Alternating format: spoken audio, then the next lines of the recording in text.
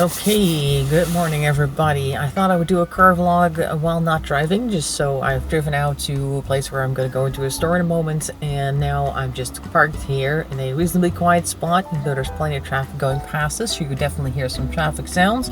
I just figured that it would be easier to talk to you when there's no engine running in the background. So today I thought we would talk a little bit about the economy and what's going on recently. You may have noticed some changes in prices in your grocery stores. You've definitely noticed, if you have a car, that the gas prices have been going up, and there may even be some shortages of stuff left and right. I haven't seen it here in the Netherlands very much, but I have seen places that, like particularly in the US, there's like a lot of stores with empty shelves, which is to do with the, I guess, the backing up of transporting goods across the ocean. So that's a thing.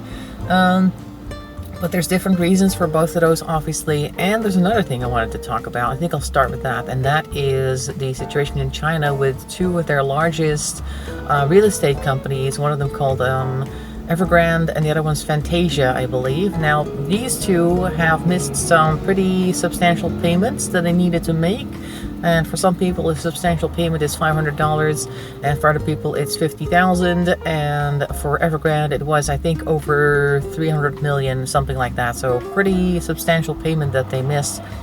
And it doesn't look like they're going to be able to pay after their term ends as well, because they have a certain grace period where they can still pay the amount. And I think the bill is due on the 23rd of October, so that's next week sometime. And then we'll see what happens. And Fantasia as well has some payments that they weren't able to make either. And why is this important? Well, because Evergrande is one of the biggest, and Fantasia is one of the slightly smaller ones, but still quite big. And these companies have built real estate all over the world, actually, not just China, particularly in China, obviously, because they're a Chinese company. But also, a lot of people have put their money in that, and particularly the Chinese that are already aware of the fact that they're struggling. Evergrande is struggling, are trying to get their money back, but they can't. And the reason why that is a big disaster is because China is one of the biggest economies in the world. I think maybe second biggest. I don't know. But so if they start struggling, that's going to be a problem all around the world. We're going to feel the waves of that as that comes crashing down, as well as Evergrande and Fantasia and other companies like them. I'm pretty sure that a lot of companies in China that do real estate the way that they do have same issues going on. That's one thing going on in China, but another thing is they have a fuel shortage. So they're buying up coal all over the place, and for record prices, because suddenly they need a whole lot of coal. I don't know how they got the coal shortages. Maybe some mines weren't working properly, or maybe they got flooded. I don't know, because they've also had a lot of flooding in China. There's been a lot of things going on over there.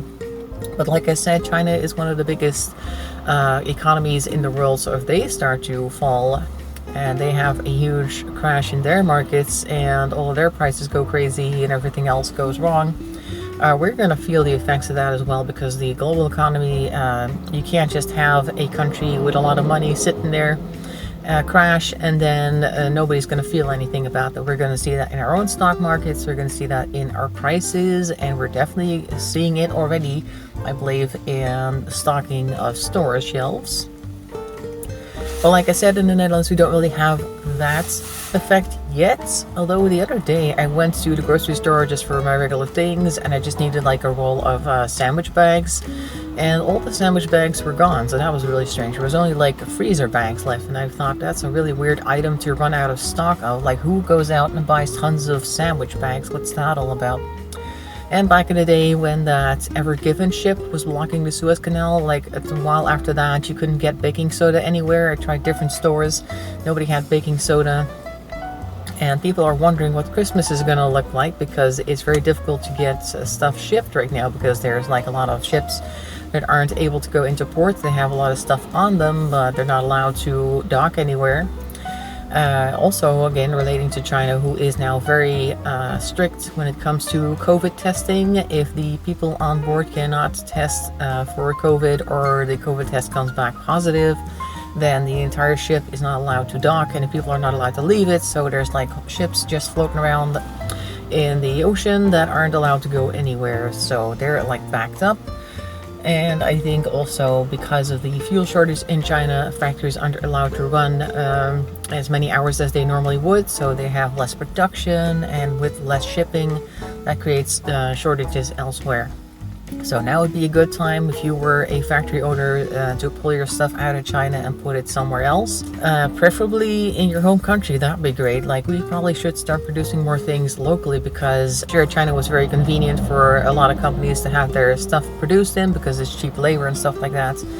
And I'm pretty sure there's other countries right now where it's also cheap labor, but you know there's a lot of exploitation going on in those countries, so you might want to maybe, I don't know, follow that sustainability trend and put it somewhere that's a little bit more, I don't know, better for their laborers, maybe, actually pays them something and doesn't force them to work in a building that's about to crash, like happened, I think, in Pakistan or somewhere, something like that, like a clothing factory. This is a couple of years ago, I think, but I'm pretty sure stuff like that still happens. There was a clothing factory, there were already cracks in the columns that ran through the entire building, and people were concerned about that, but even though it was a very concerning situation, the bosses forced people to come in anyway, because otherwise they wouldn't get paid, and in that country in particular, getting paid means you just don't eat. So a lot of people went anyway, and then the building crashed and a lot of people lost their lives. So you could buy a cheap t-shirt, so that's that. Anyways, so yeah, the housing market is also connected to Evergrande because they produce houses, and in China a lot of people have bought property that actually can't really be lived in, but it's just like an investment for them. But people really thought that it was a safe bet, because there aren't many safe bets in China when it comes to investing your money anywhere. The rules tend to change a lot, so people just put all their money in the real estate places, and some people put the money of many of their family generations into the places like Evergrande and Fantasia, so that's going to be a huge shock. I think the housing market is also connected globally in that sense that we're going to see a crash in the housing market at some point, because the prices have been going up, and if we know anything about prices going up continuously, it's that eventually they're going to come down. So if you're looking to buy a place right now, you're like, oh my god, everything's too expensive, then maybe wait a little longer to see if it's going to come down anytime soon. Places near me are still being put up for sale and selling within a couple of days, but the prices are ridiculous. I'm pretty sure I could put my apartment up for sale for a lot more money than what I actually paid for it. But I don't want to do that, because then on the other end I have to buy another place to live, because I can't live on the street, obviously. Some people probably could, but I don't want to. And I would have to pay a huge amount of money on the other side to buy a new place, and I'm not into that. So last time I bought this place, it was actually just at the end of a slump in the housing market, like right on the end. I managed to sell my previous place. It wasn't a great sale, but at least I didn't have to pay a whole lot extra or anything like that. Actually didn't have to pay much extra at all. So I just kind of evened out on the previous place. And then I bought my current place for a, at that time, recession price, which was really nice. So I'm actually pretty comfortable there. And luckily, the percentages, like the loan percentages and stuff like that, are currently very low. The rates are very low. So I managed to get a solid rate for, I think I planned it for the next 10 years, a solid rate that's actually pretty convenient, because I think that the rates are going to go up soon. I think the Fed in the US has already kind of hinted at that. They're talking about how inflation is only temporary and how it's only going to last about 6 months or something, but that's crazy, because in the US, they had a lot of printing money to give people stimulus checks and to support businesses during the whole COVID thing, or the macaroni thing, I should say. The COVID is not a, shouldn't say that, because YouTube doesn't like that word, or it'll stick an ad under there for the World Health Organization or something. I don't know what they do. Either way, so inflation is not going to go away in 6 months. If you believe that, then probably some people have a bridge they'd like to sell you somewhere. I don't know. Either way, so you're going to notice that in your fuel and the grocery prices even more as the months progress, and maybe even the years. The thing with the Fed, though, is that they give you numbers that are not based on things that people actually care about. They take in prices a whole bunch of different things that we know exactly what it is, but they exclude things like energy and food. Like somehow people don't need energy and food, so you don't need to look at the prices of those, and therefore the inflation is going to go down soon, because look at all these other things, like I think Michael Burry actually tweeted something at the Fed like, okay, so are you lying to us, or are you lying to us because they took all the prices that you would normally look at, and then they took the outliers at the very top and very bottom and just removed them from the equation and said, look, it's evening out, it's okay, you know. Don't look at the man behind the curtain, so to speak. But yes, they don't look at food and energy is also gas, and those are the main things that people are actually concerned with. So if you look at the actual people's concern inflation index, it's going up and up, and so you need to be aware of that. Maybe you want to cut back on some things that are like frivolous spending, like maybe have some subscriptions to some services that you occasionally use. Might want to cut back on that.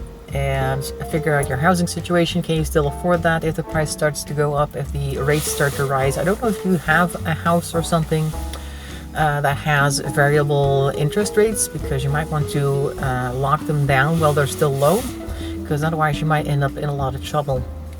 So that is what I wanted to talk about today. Not a book chat this time. It is a car chat, but we're not moving. But there is plenty of movement around me, so I guess that's a good thing. You can look at stuff going by as I talk. Hope you found that interesting and helpful maybe in some way. So make sure to take care of yourself, and I'll see you in another stream or video. Thanks for watching, and bye-bye for now.